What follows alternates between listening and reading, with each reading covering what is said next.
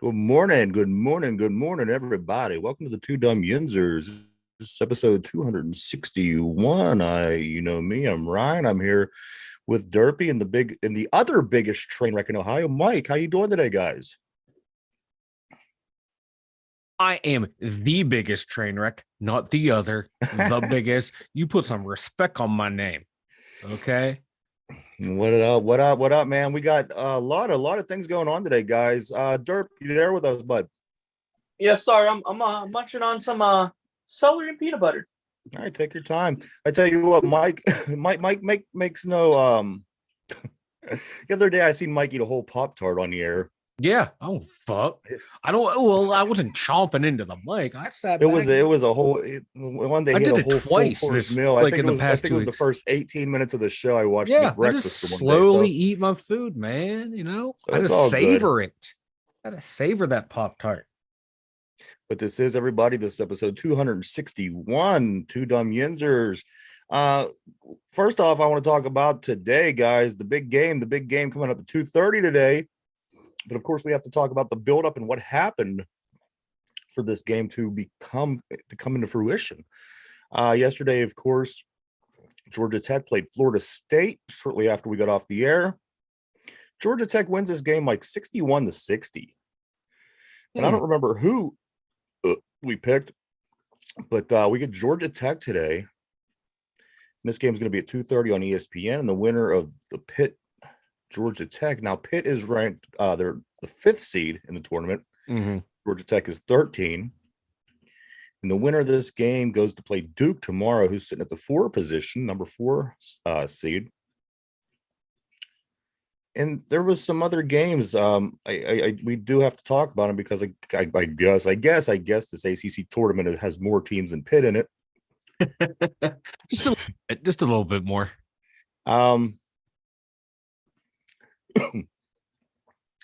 Virginia Tech and Notre Dame played yesterday. Virginia Tech is seeded 11. Notre Dame is seeded 14. We spoke about that briefly yesterday.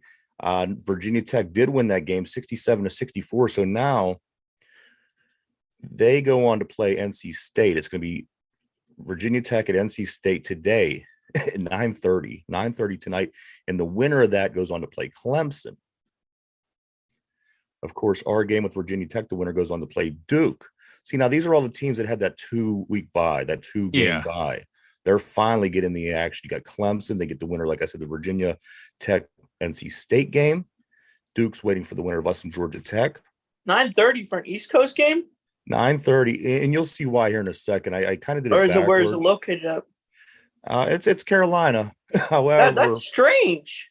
But wait, we got more that's gonna lead to that. The Boston College and Louisville game, like in dirt, Boston College beats Louisville. BC sitting at the 10 seed, Louisville sitting at 15. Boston College wins that game 80-62. Now they go on to play North Carolina, and that game is going to be at 7:00. 7:00. And the other game, that there was no first round for, number 8 Syracuse against number 9 Wake Forest. The winner of that will go on to play tomorrow at Miami. So you see these 1, 2, 3, and 4. Mm-hmm. They all have the 2-day bye or the 2-game bye. So it's basically going to be tomorrow at noon. The winner of Wake Forest and Syracuse, they'll play Miami. That'll be at noon. The winner of Pittsburgh and Georgia Tech go on to play Duke. That'll be tomorrow at 2. The third game will be at 7. I guess there's a little bit of a break. And then finally, the last game, as I mentioned, the winner of NC State and Virginia Tech will be the 9:30 game. So I think what it is, Derpy, being that it's all at the same arena, it has to take all day. It's a whole day thing. First 4 games, one's at noon, one's at 3, one's at 7. No, but 9:30? You have to stay on the East Coast. Shit happens. Life's rough, man. You got to wear a helmet. Come on now. But hey, we all have bedtimes. But I like I said, now you're getting to the teams, Mike, that had a bye. You're going to be tomorrow. You're going to be at the teams that had 2 byes. So eventually, all your Notre Dames, Boston Colleges, Louisville's, Wake Forest, they're all going to be gone. It's going to be, like I said, the winners of today's games against the four top teams that we hoped to be in when we would have been in had we had won the last game of the season. We lost by 2, but a lot of ACC on, guys. Like I said, you get the Virginia Tech NC State game today. You get the Boston College North Carolina game. The Pitt. Honestly, I could see North Carolina winning that. I could Regardless too. of how bad they are right now. Well, I mean, North Carolina is at the 7, so I mean they are a higher seed than Boston College. I wouldn't be surprised if North Carolina wins this game. As with the North Carolina State and Virginia Tech, I wouldn't see that being a I could see Boston College also beating North Carolina too. Pitt, the winner of that, and Georgia Tech goes on to play Duke tomorrow. But what are the chances of Pitt choking this one away? The way they've gone the last 3 games or the 2 games before this one. You know what? I think it's very possible. That's the reason, Mike, why I don't think they are going to lose this game. I think they're going to win. It's going to be enough to get everybody excited, get everybody back in it, like we were saying on Monday. And I think ultimately Pitt will probably lose to Duke. If they don't lose to Duke, like I said, they have Miami more than likely. And then you get into the finals on Saturday. I mean, you're either going to be playing North Carolina, Clemson, Virginia. So it's not going to be easy. And that's the thing that was discouraging about the last 2 games of the season. And the way that we fell off was the fact that you would have liked to win one of those games. And that's all they needed was one. They just needed especially Notre Dame. Notre Dame was the one that I think really, and that's going to make people think you're still going to make the tournament, though. You're still going to make. They're still going to get an at-large bid. No 2 ways about it. But I think technically these losses may help you in your favor. Because you were projected to be in Purdue's, and they have a big man. Yeah. Like you were going to meet them in like the 2nd round or 3rd round. Yeah. That's kind of where, I kind of figured Pitt was going to go anyway. Maybe make it to the Sweet 16, and that's it. Yeah.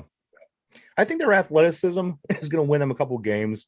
However, there's just teams that are built better in college basketball than the Pitt Panthers are, and they're built more efficiently, and they're built with a big man and more of a standardized lineup where you do have the big man, you do have your guards. And as I said before, Pitt, they a lot of times it seems that they're running 5 guards a lot of the game until you get your, the 2 brothers, you get but if you're running your starting 5, and even when you add Nike Sabandi in there, it's a team of 5 guards running the floor, which it's a very high flying, fast paced game. Get, drive to the basket, get a lot of points, but the part that it falls short, guys, is where there is where you need rebounding. Yeah. And if you're having a bad day, you're having an off day, you're having whatever, you need that guy. And a lot of teams out there are built like that. They do have the big man, and especially your Dukes, especially your I'm looking at it now. The projection. Mike, what was the start time on the show today? How many minutes does honestly, I can't remember. But we've been streaming now for about 8 minutes. 8 minutes sounds good. I like to keep track that way at the end of the show. I'm all right. Yeah. So 11. You're projected to be with UCLA. Their bracket. I'm not. UCLA is fine. I just don't, like I said, I can't imagine them beating Duke. I just can't. I just can't. I think that we could run with them as we did in the regular season. We had a very good game with them. I think we ended up losing by 8 points, but that was the problem then too. They had big guys. Yeah. Or if Federico would play the big guy's position, I don't know. I was a lot more confident in this team before they lost to Notre Dame. Yeah, it's God, we kind of had a feeling this might happen with this team. That they had a nice little run, and then it's just going to collapse because this is what happens with Pittsburgh teams, man. And and like this team wasn't the best team coming in to the season anyway. They overproduced, man. They outperformed expectations. And how long is that going to keep them going? This just might be it. Yeah. I hate to be that guy. I'm kind of rooting for him, but this might be the end of them. Yeah. I mean, like I said, I expect them to win today. Don't get me wrong. Georgia Tech looked really good against Florida State. I mean, Florida State played their asses off, and the game could have really went either way. And for Georgia Tech to come out as a 13 and win that game against Florida State, I was impressed. However, it's almost the same sense with Pitt. I just can't imagine Georgia Tech continuing to roll. I could see them getting this win over Florida State, and then maybe they're just not built well enough to make a deep run either, in a sense. Yeah. So if they can get to Pitt will probably win this game. If Georgia Tech wins, I'll be surprised. But you know what? It's not out of the question. I'm not ruling it out. I tend to think that Pitt will win this game. I think they're hungry. I think that they got to sit back for a few days.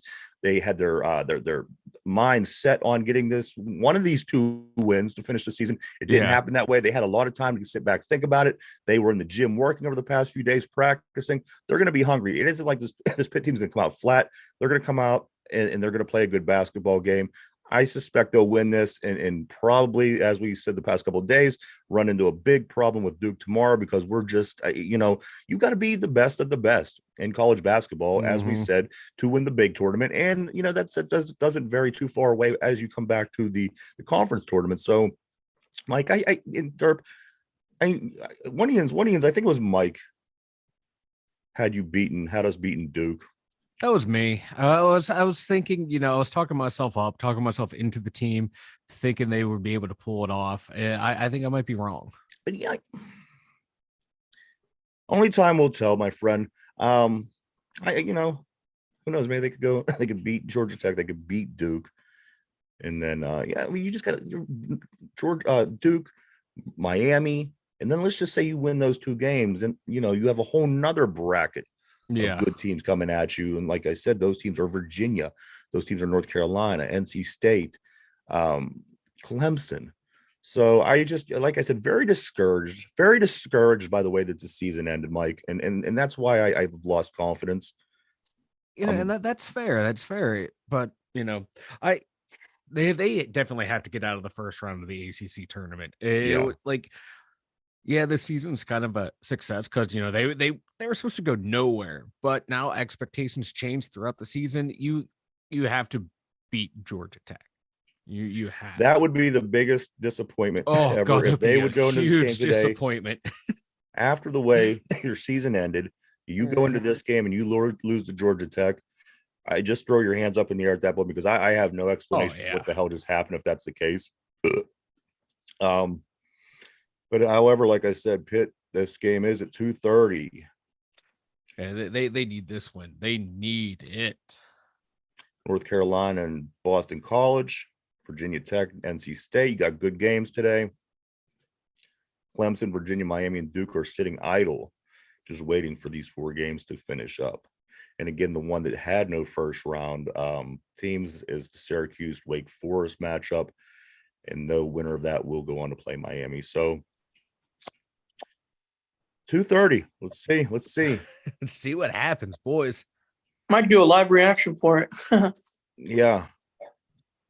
But I try to listen, Derp. I tried a live reaction video once on one of our teams because Mike and I thought it'd be a great idea. Yeah. Look at my beard. My beard was black prior to that reaction video. I had a full head of hair. Yeah, Mike had a full head of hair. My beard was black. It all fell out. It all fell out. Jeff Capel, I just want to talk about him real quick because he is a finalist for the Ben Jobe Award. Now, the Ben Jobe Award, he already won the ACC Coach of the Year Award. The Ben Jobe Award is the National Coach of the Year Award. Yeah. So he is a candidate in that. I think a lot of it lies on what he can do from today on out. Yeah. Because he's done his work. What are the other candidates? You know what? I don't know who the other candidates are. That's a good question. But here's an interesting tidbit about the ACC Coach of the Year. He won with 75% of the votes. Ooh. So they're recognizing his accomplishments. There's no two ways about it. They should. Distant second was the Miami Hurricanes coach down there, but 75% of the votes went to Jeff Capel. And like I said, he is a finalist for the National Coach of the Year. I think you're going to at least have to win this game to even stay in that conversation. Yeah. Of course, So there you have it, everybody. Pitt, Georgia Tech, 2:30. Syracuse, Wake Forest, Virginia Tech, North Carolina State, and Boston College, North Carolina. Those games will be on all day. It looks like they are all going to be on ESPN down in North Carolina. On the ESPN. On the ESPN. Not ESPN 8 the Ocho. It's still on the main. Oh, man. That was the best. Anytime I can reference dodgeball, I got to sneak it in there. Best movie ever. Best underdog story movie ever. Okay, know it. Darcy Dirt knows off for a second here. I grew up on that. I know. Break away just for a second. Speaking of knowing what's up, Snoop Dogg and Wiz Khalifa, of course, Wiz Khalifa being from here in Pittsburgh, they have a big tour coming up, guys. It's called the High School Reunion Tour, and they will be here in Pittsburgh. It looked like about a 30-city tour. It's huge. And Pittsburgh is going to be July 18th. July 18th, Snoop Dogg and Wiz Khalifa. I might be interested in going to that, Mike. Dude, I work with, man. He already bought. He was able to get the pre-sale tickets, and he has 4. He's ready to go. You really? Yeah, I'm kind of jelly. However, I mean, if there's not a Steelers song, then I'm gonna be disappointed. You'll probably get Black and Yellow just to get the crowd fired up. Yeah. You know where I'll end up? I'll end up at Picklesburgh. I talk a big game, like I'm going to be at the Wiz Khalifa Snoop Doggy Dogg show. However, on July 21 to 23, we have Picklesburgh coming back to Pittsburgh, which is more my speed. But I would like to go see Snoop Dogg and Wiz Khalifa. Speaking I would love that show. The only bad thing is it's like on a Tuesday. Yeah, I miss the polka. Speaking of the amounts of marijuana that you would be smelling, oh my god, inhaling at this show, I just saw yesterday at PA. There's a bill proposal that in Pennsylvania they are proposing that you sell and buy marijuana in your state store, in your local state store. Hell yeah! Why Rock not? On, right? PA. I think it should be the point where anywhere you could buy alcohol, you should be able to. There should be exactly. It's 2023 for crying out loud. Exactly right. And my God, I do more stupid things on alcohol than I do on weed. Absolutely. No two ways about it. Alcohol is definitely a more potent drug. But that goes back, and we could scratch and claw at that all day. Why? Ooh, why not? I will scratch and claw from the. I think about marijuana. If Big Worm gives me that, or no, who gave Hector? Hector, yeah. Hector gives me the wrong weed. That's right, yeah. I just can't believe that it still is the way that it. And the thing is, it's such a turn the other way crime. Mm-hmm. I mean, I could drive down the street here in the city that we're in, Mike, and I mean, you see guys sitting on the porch and you drive by. The smell of weed is so strong, and cops, they drive by. They're not dumb. They know the smell's the smell for. It's such a turn the head the other way. Only when it's only when you really need to make an arrest or a bust. Yeah, you know what I mean? Yeah. I was listening to a podcast earlier, and they were referencing like one of the co-hosts was a guest on a podcast back in 2013, and the whole premise was it was like, you get together and you get high while you do the show. Like then it was, that was like edgy. Now, 10 years later, it's like, oh, okay, you got high on your podcast. Oh, big deal. I'm drinking water on mine. It's the way times have changed, and it's interesting. And God, give me some weed, man. I'm chill. I'm mellow. I feel good. Yeah. I don't wake up the next day hating myself after, like I do after I drink. There's a difference between weed and alcohol. Big time. Alcohol, you drown in your sorrows with your choices, and then weed, you have a fun time drowning in your sorrows. Right. It just allows you to relax and think and take the edge off. Where I think alcohol, there's certainly a point that you become more aggressive. But hey, here you go, guys. 2023 weed. Look what Hershey's doing. Should we pay attention to what Hershey's doing? They just debuted their plant-based Reese cups and Reese bars. Will you guys be trying any of this? Now we're into the whole plant thing with weed and where we are these days. Hershey is debuting their plant-based Reese cups and Reese bars. Does this sound like anything that you guys would be into? I'll try it. Some plant-based chocolate. I'll probably try it, but it'll probably be the same reaction to Taco Bell. But no, I would definitely be trying out these things. Now, I've had plant-based hamburgers before. I like them. Yeah. Are they the real thing? Do they taste as good as the real thing? No, but I like them. I enjoy them. Yeah. But so I'll definitely try the plant-based chocolate. Because chocolate comes from a plant anyway. We just grind up the nuts from them. So, but you know what they're doing though. It's the same as the Impossible Whopper. Has any of you guys tried the Impossible Whopper? The Whopper made with the plant-based. No, vegetarian Whopper. No, I haven't had the Impossible Whopper. And that's why I won't have the Reese cups either. I have no desire. If I want something delicious, I'll get a candy bar and eat it. It's not that much of a problem for me. I see how there could be problems for people, but for me personally, there's no reason in the world for me to try one of these. I wonder, like, if you have like a peanut allergy, like will that, or not a peanut allergy, but like an allergy to chocolate. Is this like new plant-based chocolate? Is it something different, or will people who have this allergy be able to finally enjoy it? Yeah, that's what I want to know. Because if so, that's a cool idea. That's awesome that they're doing that. Yeah. Now I want chocolate. This is all your fault. Don't you got a Kit Kat bar or a what have you brought upon us? What have you brought upon us?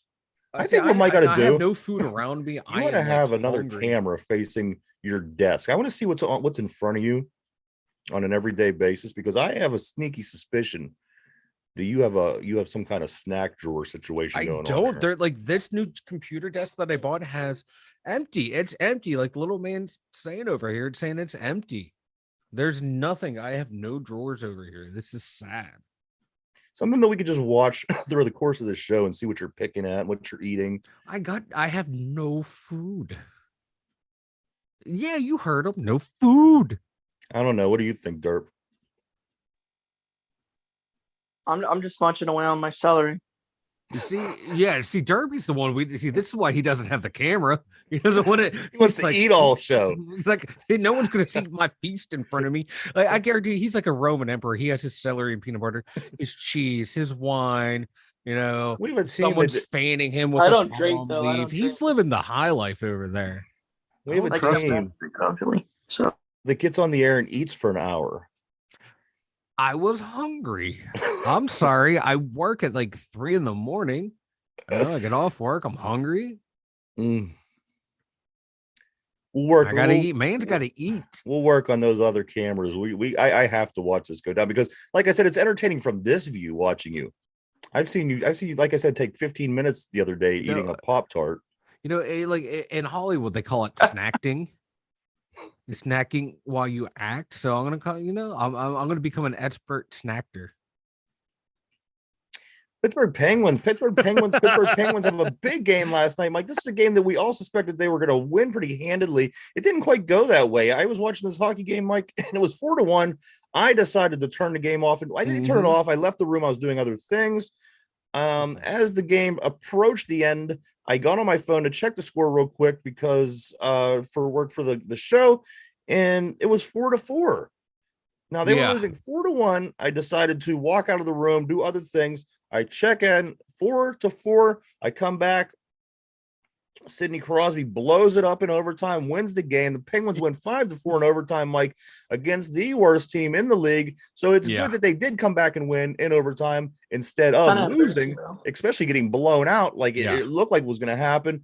Mike Jarry gets pulled. Casey Smith comes in, saves the day. He stops all 15 shots that he faced.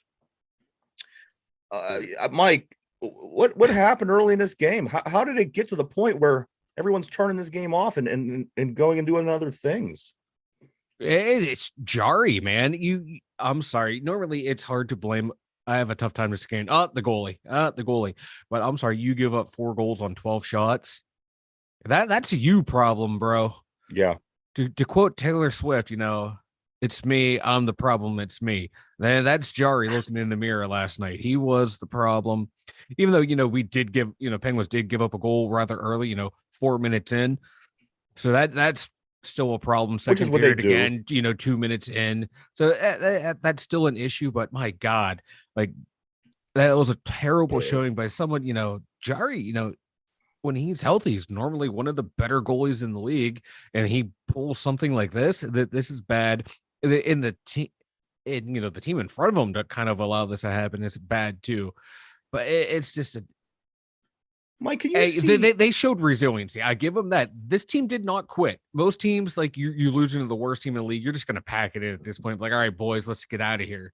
Figure out something along the way. Do you see these early woes by Tristan Jarry being anywhat comparable to the early days of Marc-Andre Fleury when we were ready to pull our hair out and he goes back to chase a puck and passes that are right in front of the net. The guy scores.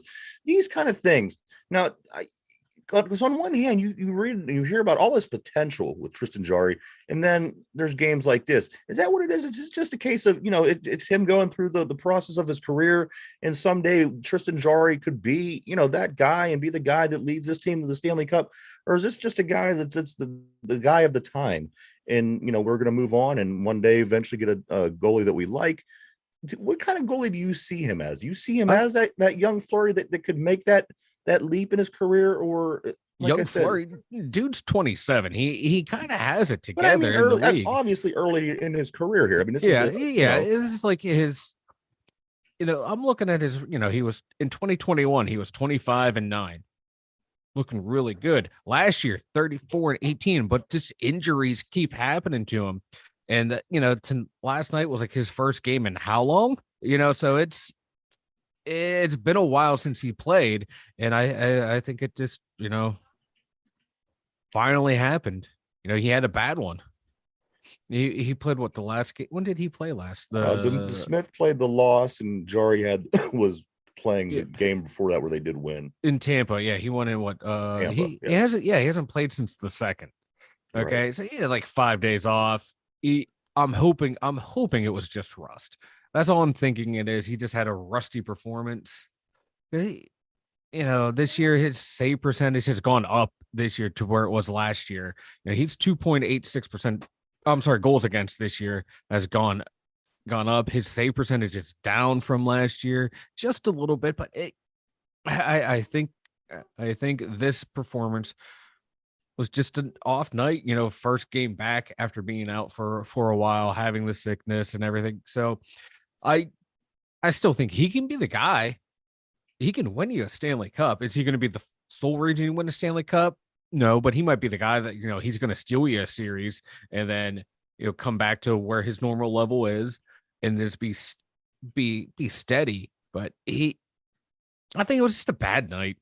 Shit happens. Yeah. And like the whole team, like stuff I was reading is like people, writers were saying like, they're kind of treating this like a preseason game. You look at them before the game, just being all goofy during the game, just not being like the Penguins we're used to seeing. And finally it took Crosby to come out and be like, we're not going to fucking do this. We're going to fucking win. Crosby does get the game-winning goal, guys. Zucker has 2. Gensel had 1. Heinen had 1. Interesting thing about Jake Gensel, Mike, ever since he's come into the league, Jake Gensel has more. No one else on the team has more goals against Columbus than Jake Gensel has. He another goal last night. Man's rocking it up. He loves seeing Columbus in town. And shout out again to Jason Zucker. My God. This dude is just I heard it said that like if Crosby's the heart of the team, Zucker's the adrenaline. He's the one who gets you going. He's the one who started the comeback. He had 2 goals again last night. The dude is just outside of the core 3. You got Zucker and Gensel. Those 2 complement Crosby, Malkin, and Letang perfectly.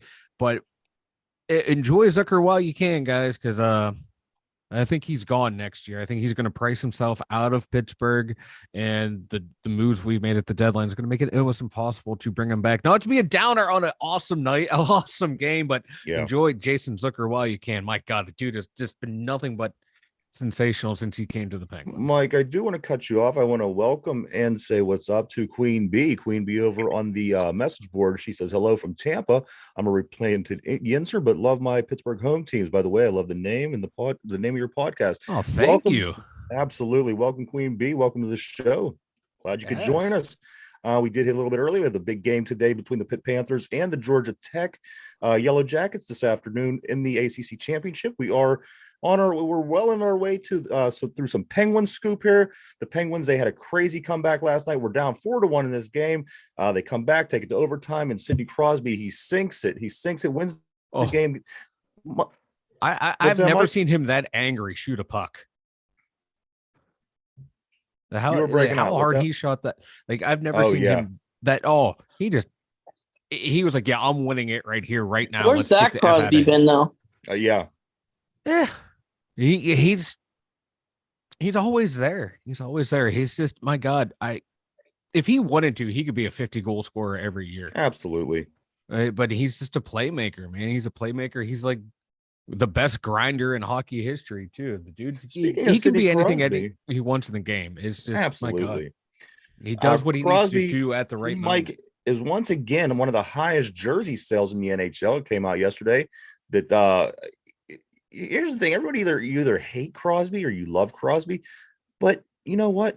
How is this jersey sales up at the top every single year? You know what I mean? There must be a lot of people that really secretly love Crosby. Oh yeah. You know, outside of Philly. Yeah, that's everyone loves Crosby. That's the only fan base that hates him. Yeah. Because you got to figure even down Crosby fans, I think. You have to figure even down in DC for the Caps fans, they at least respect him the way, we've grown to respect Ovechkin. I don't think they're going to buy him, but you figure all of Canada for the most part loves Crosby. He brought them 2 gold medals. Of course, they're going to love Crosby. I don't think there's anyone in Coal Harbor who doesn't have a Crosby jersey. When I was growing up, it was, either you loved or you hate Jordan. But you know what? I had a Jordan jersey. I wasn't a huge Jordan fan, but you recognize that these guys are the best. And you want to have a piece of that, I think. And down the road, I was able to say, look back at my old Jordan jersey, like this was what everybody was into. This is what everybody was wearing in the 90s when Jordan was the best. And you know what? I think that Crosby falls in that category as well. Yeah, and he is loved everywhere he goes. Queen Bee has it right. Queen Bee, yes, absolutely. Another interesting number, Mike. The current Penguins roster. Get this: the current Penguins roster, guys, is the oldest in NHL history by average. Mike, the average age of this team, the average age of the player is 30.95. Yeah. Mike, this is the oldest team in the history of the game. Yeah, for what it was like tracked or something. I saw someone tweet out that obviously they weren't checking all the way back into back in the day. But yeah, this team is so freaking old. Oh, it's depressing, but it's kind of fun to watch. Well, I mean, you say that candidly, but here's the thing. Ron Hextall comes and he takes the oldest team and he makes them even older. How do you reverse out of this? My thinking was as long as you keep Letang, Crosby, and Malkin like their initial plan was, and start bringing younger legs in to generate speed, energy, things like that, where you could have a little bit of a change during the pace of the game. He did the total opposite. He just brought more and more older guys in. Mike Derp, my mind is blown. There's no way that you could reverse this right now unless you just dismantle this whole team. And that's the only way you're going to be able to do it. But a lot of those older guys, the core 3, obviously they're not going anywhere, and they all have no movement clause. But you look at Jeff Carter, they're stuck with him for another year. He has no movement. Yeah, he's got to go, and he has no movement clause. I mean, here's the thing: this guy, this Ron Hextall, so old, who's a lifelong Philly guy. He was Mike. Let's dip into this for a second. I think people are afraid to touch this because you touch on it every day. I touch on it every day, but most people, listen, I want to tell you something. It has a conspiracy theory feel to it, so people don't touch it. Now, this guy, he's a career Philadelphia Flyer. His whole career. He played goalie there. He was loved there. Everyone loved Ron Hextall in the 80s and into the 90s. You notice. He had the arrow. I could think of the orange arrow coming down on his mask that pointed right at his face. Everybody loved this guy. And then he gets a office job in Philadelphia with the Flyers. Mm-hmm. Now, here's the thing about rivals. You either go things one of two ways. You either shed everything that you've had from your past, you come into the situation brand new and try to do your best work. Or you were always a Flyer, you're always going to be a Flyer. Would you take somebody, let's say, I don't know, a lifelong Raven or a lifelong Brown? Let's say a Brown, because the Ravens are a little bit more successful. You could turn around and say, you know what, that might be worth it. Yeah. Let's say a lifelong Brown or a lifelong Bengal, somebody that played on one of these two squads their whole lives. Everyone loved them. This is where they were. This is where they're from. This is where everybody knows them from. They did, and then they retire and they get into the office, the front office, and they're doing GM work. If one of them would get hired for the Steelers to work in the front office, like I said, you would have to put that all behind you, shed your past, everything that you've ever known and been known for, and come into Pittsburgh and do your best work. Or there's always going to be a part of you that's still, I don't like this. I got a good job. They're giving me an opportunity. I'm making the money. But deep down inside, I'm always a Brown. I've always been a Bengal. Do you think it's possible, Mike, that he came and sandbagged this organization? No. You don't think it's possible at all? No. Please explain why. Okay, he wants to win. Does he? Why not? Yeah, he wants to win. He wants to win a Philly. championship. He wants to win a championship. Mike, that he's done that would indicate that he wants to win bad? What have maybe he's thinking that he has three the biggest right things he's done. Give me the three best things he's done that would help this team win. Traded for Ty Smith, but he can't make it into the pros yet because he kind of fucked up the salary cap. He brought back Nick Bonino. He you said wasn't a good move. He resigned Malkin. You told me that wasn't a good move, but so go ahead.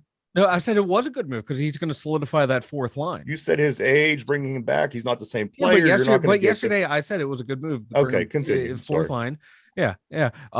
Re-signed Malkin and Letang for well under market value. So you brought back all the old people instead of going to get younger people. Okay. Continue. Oh, you mean the three fucking guys who are fucking producing on this team? Okay. He brought two of them back.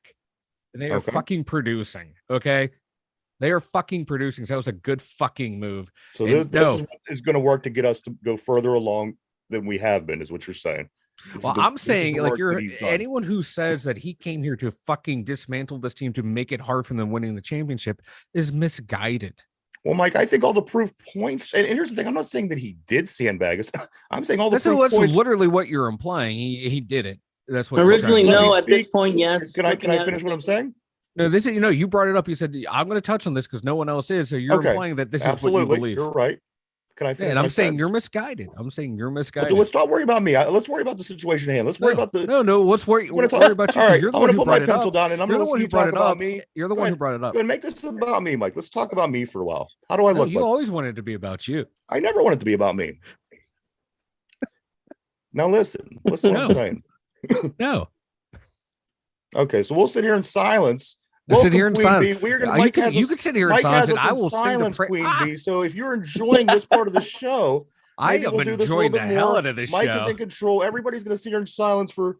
Hey, Queen Bee, thank you for sharing the podcast with the fellow Yinzer. We appreciate it.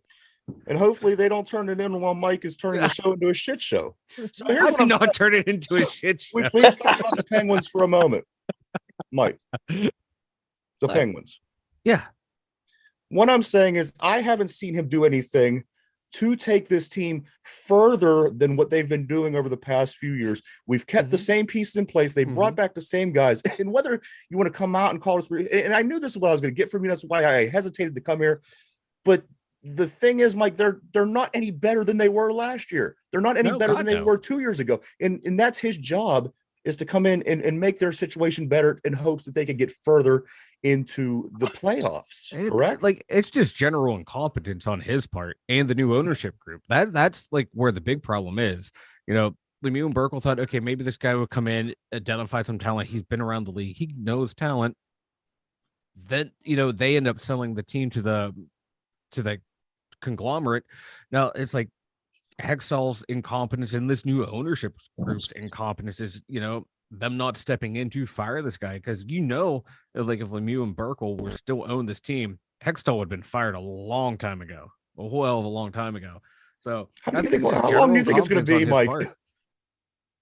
I'm not disputing that one bit. I think that he's very incompetent, and I think that it's from being involved in an incompetent organization his whole life that never won. Mike, mind you, the team that the organization he came from has never won anything in your whole life. Think of every single moment that you've ever gone through in your whole life, every moment, junior high, high school, the adolescence, discovering yourself, everything that you've ever done. This team has never won anything. They've never won anything since 75, 76. There we go. Yeah. So I couldn't remember when they won last. Yeah. So anybody involved in that's like taking a Pittsburgh Pirate and sending them to the Yankees and wondering why this guy can't do good things. All he knows is Flyers. Do I think that he's trying to sandbag this team? No. But do I think that there's a part of him that is just, in the word that you use, incompetence from being from the Flyers organization his whole life? People that come from, like I said, our organization, I wouldn't pick them up in LA as the Dodgers. If you're, from the Pirates, there's no need. Go to other good teams. Go to teams who succeeded. Our Pirates literally done nothing in 30 years. And this guy, his team literally done nothing in almost 50 years. So did he intentionally sandbag? No, probably not. But is this the guy? Is this the guy that you want to bring in to fix things? I don't think so. And how long do you think, Mike? How long do you think it'll be before they can him? Did I already ask that? You didn't, but no, I don't know, because this new ownership group, my God, they're watching the Red Sox, Liverpool, and the Penguins. They have 3 teams, and none of them are. They're all sinking. They're all sinking, yeah. And this ownership group tends to. They just don't. They're not hands on. They just don't seem to care. So, God, they're the only ones that can fire them. So as long as they're not around, Hextall's like, I'm just gonna. Is it gonna get to the point, Mike, where we, enough years go by and people are tired of the Hextall. Here's the thing, 2 weeks ago, everybody in Pittsburgh wanted his head on the platter. Yeah, chanting "Fire Hextall." How long, Mike, will it be before the Pittsburgh Penguin fan base leapfrogs what the Pirate fan base is doing with their ownership and demands that this guy gets fired, or they do something, or we stop coming to the games, which is ultimately what needs to be done if you ever want that to happen, because they won't do anything if you don't affect their pockets, of course. So the Penguin fans are not going to boycott. And that's a problem. No, it's not.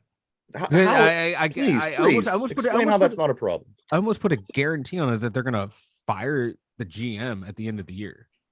I can almost depending, because if they get bounced in the first round again, he's going to be gone. There's going to be major changes. I hope 100% they will. Probably and there's no major revenue sharing in hockey like there is in baseball, where like the Pirates payroll is more or less covered from revenue sharing.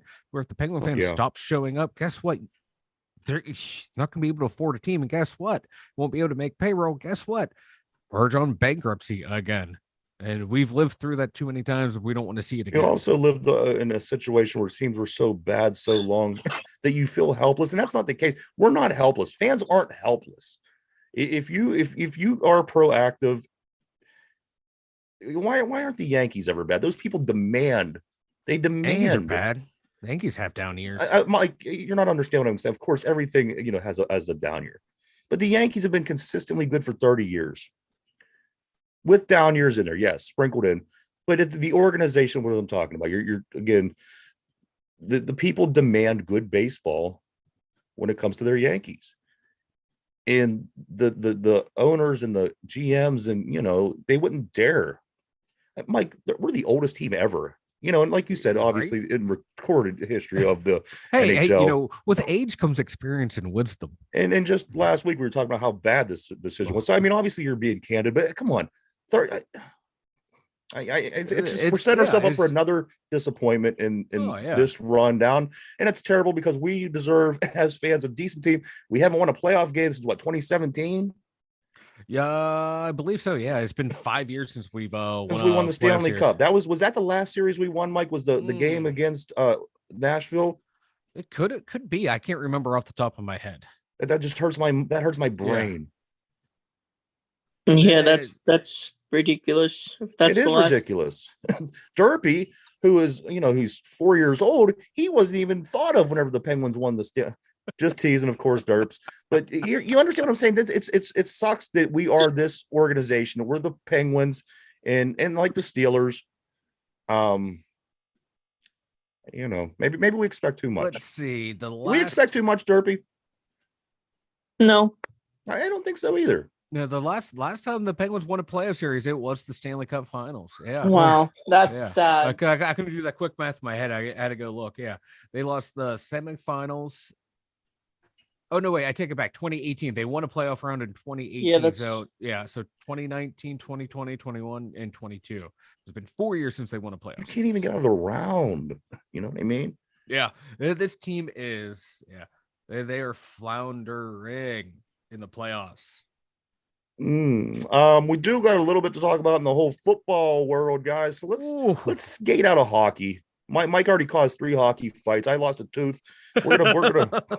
You know what's gonna happen. New York? Can we start with New York? The news with New York.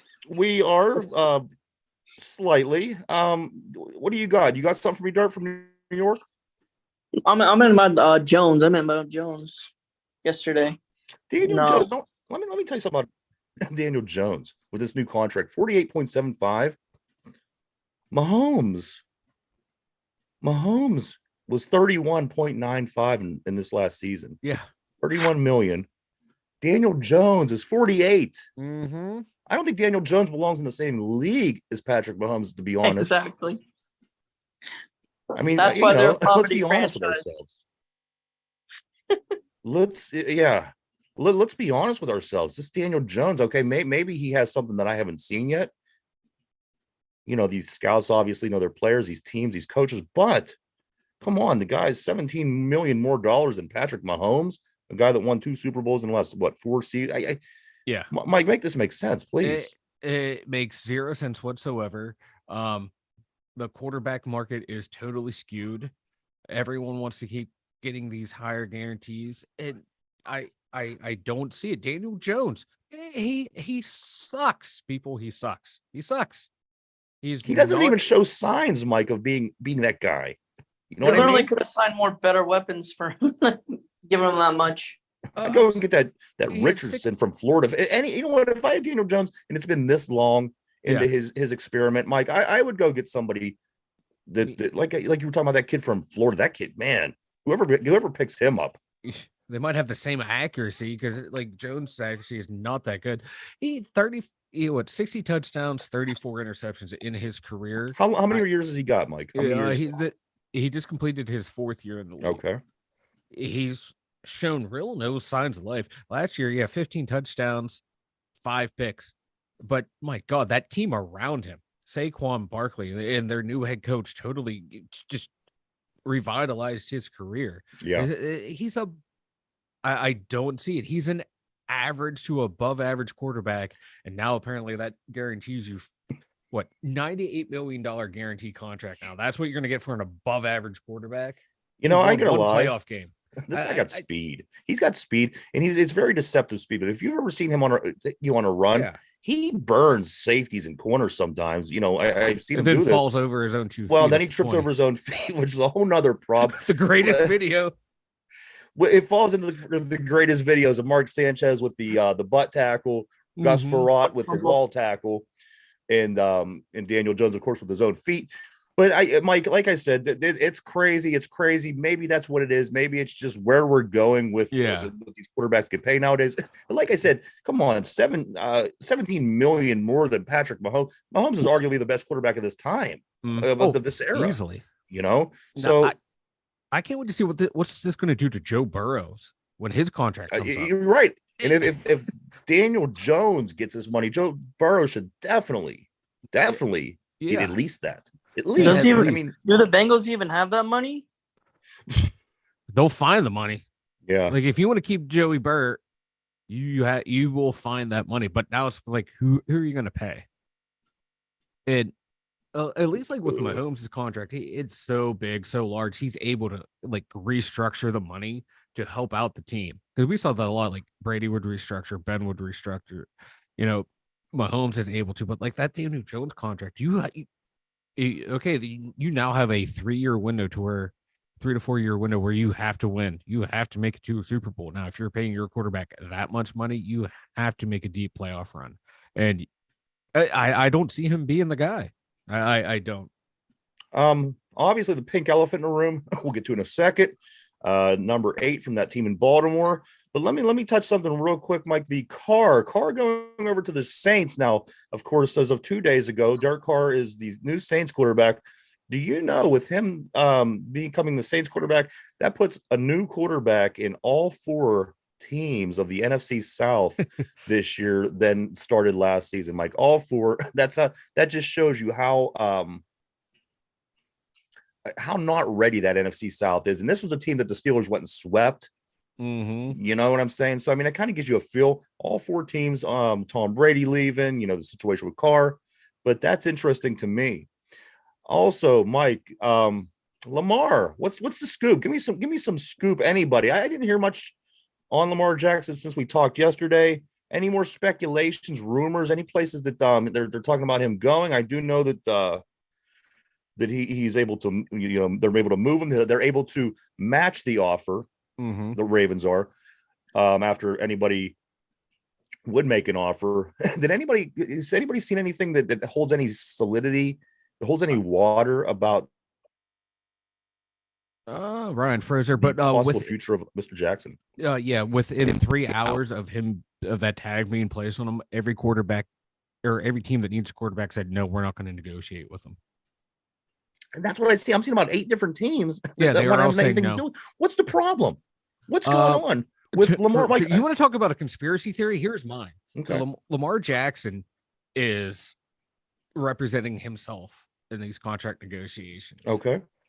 Teams don't like that when players negotiate for themselves. So I think all the owners have a gentleman's agreement of, one, we're not going to negotiate with a player who doesn't have an agent. We don't want to negotiate directly to the player.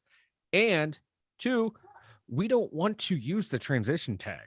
We don't want another team signing our player if we put someone on there. So we're not going to do it to them, because you see that in hockey a lot, where they also have the same type of deal where you can sign a restricted free agent, but you have to give up all these picks, and teams don't do it. There's that gentleman's agreement, and it's hard to prove collusion. And I think a lot of these teams, these owners are like, you know what? 1, we don't want to negotiate directly with the players. We want the agent. And 2, we're not going to negotiate with someone on the transition tag, because we don't want to give up the draft picks, and we don't want someone doing that to us to lose one of our players. So I think there's some collusion going on amongst the league owners, but it is hard to prove. And my God, who wouldn't want to sign a former league MVP, someone who has the 5th highest winning percentage at this point in his career, 758 winning percentage? Insane.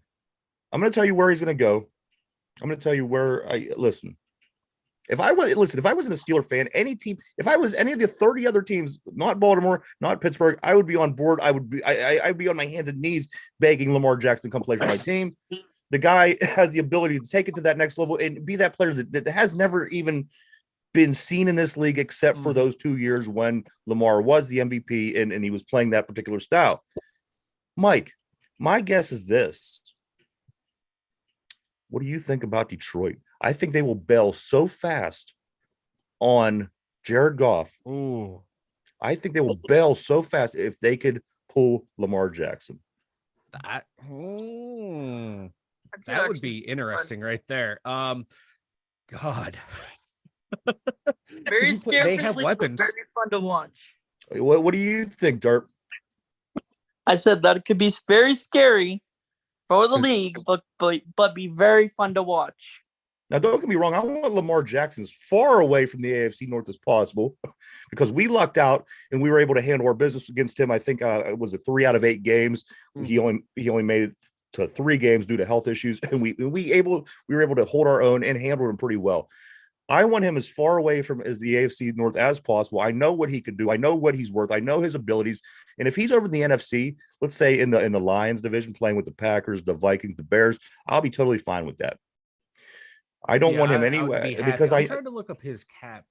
Because our defense has been pretty good. Let's say one of these years we come out and our defense isn't as good. There's going to be times that he's going to murder us He's going to kill us with his, the guys, I would like to see him in the NFC. I'm calling it right now. I've seen these 8 teams that says they want nothing to do with them, but I'm calling it right now. I think that Jared Goff gets dropped like a bad habit. You know what? He's only a $10 million dead cap hit. I'd cut him, but I'm trying to figure out their actual cap space right now. Right now they have $23 million in cap space, but you cut Jared Goff, there's 33. I have 5 teams. I think the restructure a bunch of people. You can find money to get Lamar. I think Jackson. people in Detroit would take this in a minute. Yeah, they've been bad so long. I think that they would take this in a minute.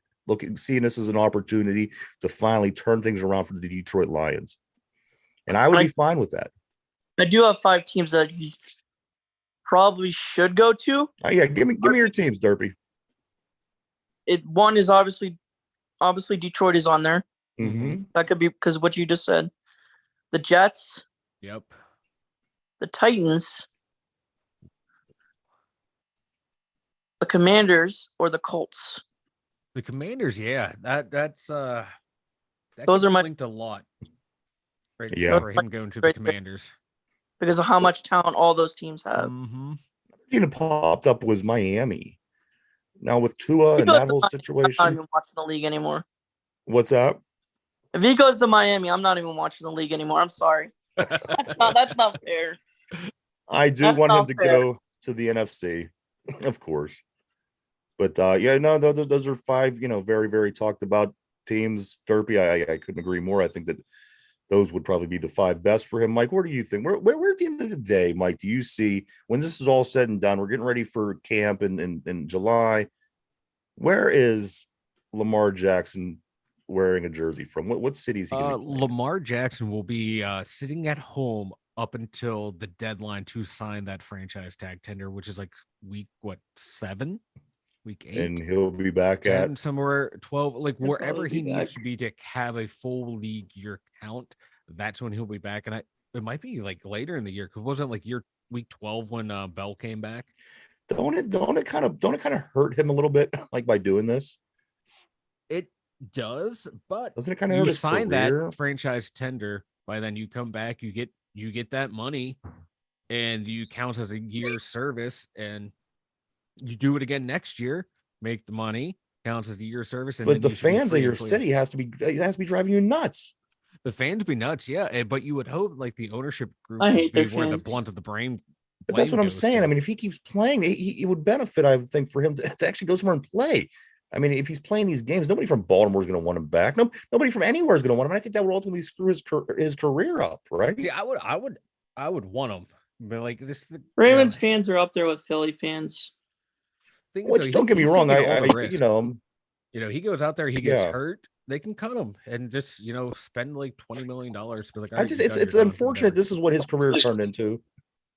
I was expecting to see a lot more of a football career. This is turning into a disaster, I think, for him. Because the Ravens are turning into a disaster of a franchise. I am loving it. This franchise is. You knew this day was going to come. You knew this day was going to come to where you were going to have to extend him to a huge contract. Former league MVP drags you to the playoffs with some bad teams, and then you just keep spending more and more money on defensive players. Where I don't get it. You're more or less telling the guy, we don't need you. We can win with any quarterback. We're going to keep spending the money on the defense, but yet we're going to keep you here. Yeah, makes no sense. 2-minute warning. They've always been. Sorry. 2-minute warning. Real quick, the Pittsburgh Pirates play the Orioles today at 1:05. Check that out. They did win yesterday with the win over the Blue Jays 7-2. You guys, we got 2 minutes left. You guys ready to do a quick trivia? Yeah, let's do some trivia. All right. Everybody on the board, you're welcome to participate as well. We got Derpy, we got Mike, the two major train wrecks from Ohio. This question, guys, am the train wreck.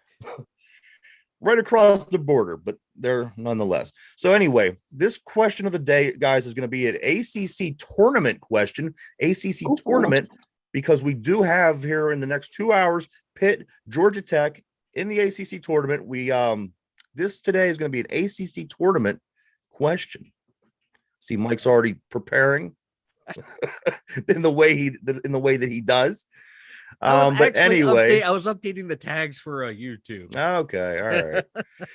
Derpy, are you ready?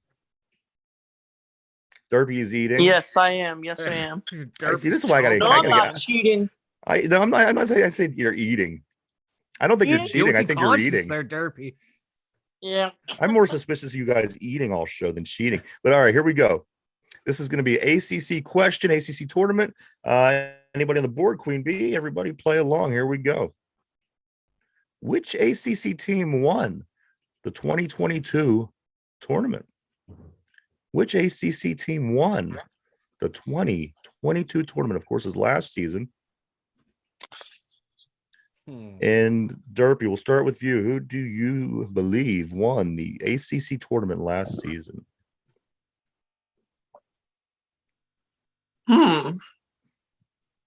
There's Syracuse, there's Wake Forest, Pittsburgh, Georgia Tech, Virginia Tech, Notre Dame, NC State, North Carolina, Boston College, Louisville, Miami, Duke. I'm gonna go with the Tar Heels. Going with the Tar Heels. Derpy says the Tar Heels won the ACC tournament last year. Mike, who do you think won the tournament? Let's go with Syracuse. No, Clemson. All right, so North Carolina, Clemson. I'll give it a moment on the board to see if anybody has an answer at home. Again, what ACC team won last year's 2022 ACC tournament? We got Mike says Clemson. Derpy is eating, and he says North Carolina. And the final answer, guys, the answer to the question of the day is this team beat Duke in the ACC tournament last year, 82-67. This team was Virginia Tech. Virginia Tech. I you know what? I'd forgotten all about it as well until I looked it up, and I thought, wow, that's right. Virginia Tech, the number 7 seeded team in the tournament, beat number 1 seeded Duke 82-67. So there you have it, everybody. Mike, why don't you go and tell everybody about the website? It's going to be 2dumyinzers.com, the number 2 DUMYINZERS.com, 2dumyinzers.com. Over there, we have links to YouTube, Spotify, Anchor, the 3 main platforms to find us. Actually, when you log into 2dumyinzers, boom, today's the most recent episode of YouTube, it pops up, it's the first thing you see. So that's there. We have links to Facebooks, Instagrams, all that fun stuff on there too. Links to the merchandise stores on there as well. Email addresses are in there. So everything you need is at 2dumyinzers.com. www.2dumyinzers.com. Check it out, everybody. A bunch of stuff over there to check out. We are live every day, Monday through Friday from 11 a.m. to 12 p.m.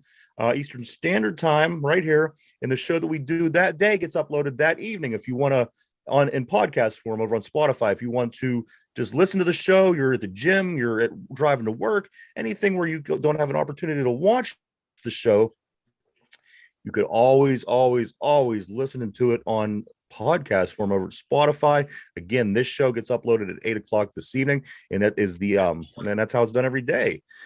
Mike, what do you have before we take off, my man? Any words of wisdom? No, was not NC State. Another NC State Wolfpack fan in here. Did she say North Carolina? I saw, NC, North Carolina. Yeah. Sorry, I got excited. I thought someone was talking about the Wolfpack. Yeah. Speaking of which, we haven't heard from P in a while, so it'd be nice to hear from him. Yes, I want to thank Queen Bee. Welcome. Yes, welcome aboard, Queen Bee. Yes, glad to have you. Thank you for sharing amongst fellow Yinzers. We greatly appreciate it. Absolutely. Yeah, always. Derpy always got some kind of words of wisdom. What do you got, my man, before we take off for today, huh? I just saw this. It's particularly for, if you're a Steelers fan. Mm-hmm. Nobody's perfect, but Steelers fans are very close. I like that. Is that the whole thing? That is true. Yeah, that's the whole thing. Is there a punchline to that, Derpy, or is that no? I'm just being goofy. But hey, nobody is perfect, but Steelers fans are very close. All right, I get you now. All right. Good day, fellas. All right. Bye, everyone. You're I'm just going to mute Derpy now. There we go. No, thank you, Derpy. As always, great words of wisdom. Everybody, we do thank you for tuning in, checking us out. Please continue to do so. We appreciate each and every one of you. For Ryan, Mike, Derpy, the two dumb yinzers, have a great day. We'll see you tomorrow. Bye-bye. See ya.